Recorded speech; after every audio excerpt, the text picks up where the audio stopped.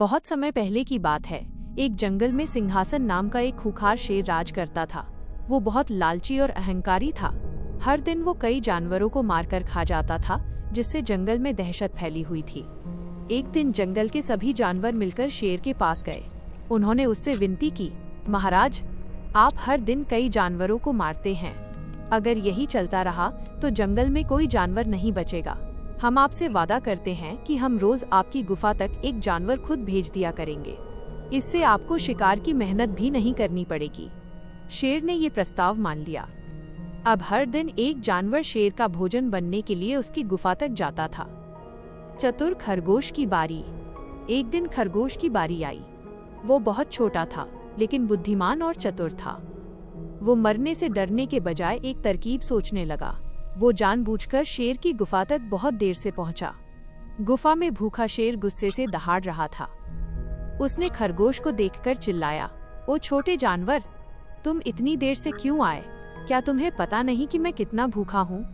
खरगोश ने शांत और नम्रता से सिर झुकाकर कहा, माफ करना महाराज, मेरी कोई गलती नहीं है।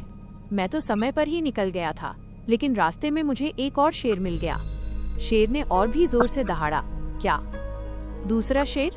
इस जंगल का राजा सिर्फ मैं हूँ। वो कहाँ है? खरगोश ने कहा, महाराज, वो दूसरा शेर कह रहा था कि ये जंगल अब उसका है। मैंने उसे रोकने की बहुत कोशिश की, लेकिन वो नहीं माना और उसने मुझे यहाँ आने से रोका। मैंने उसे बताया कि इस जंगल का राजा तो सिंहासन महाराज है, तो उसने मुझे चुनौती दी। शेर का अहंकार पूरी तरह जाग उठा। उसने दहाड़कर कहा, जल्दी बताओ वो कहाँ है, मैं अभी उसे सबक सिखाता हूँ। खरगोश तुरंत शेर को एक गहरे कुएं के पास ले गया। उसने कहा, महाराज, वो घमंडी शेर इसी कुएं में छिपा हुआ है। शेर ने जैसे ही कुएं में झांका, उसे पानी में अपनी ही परछाई दिखाई दी।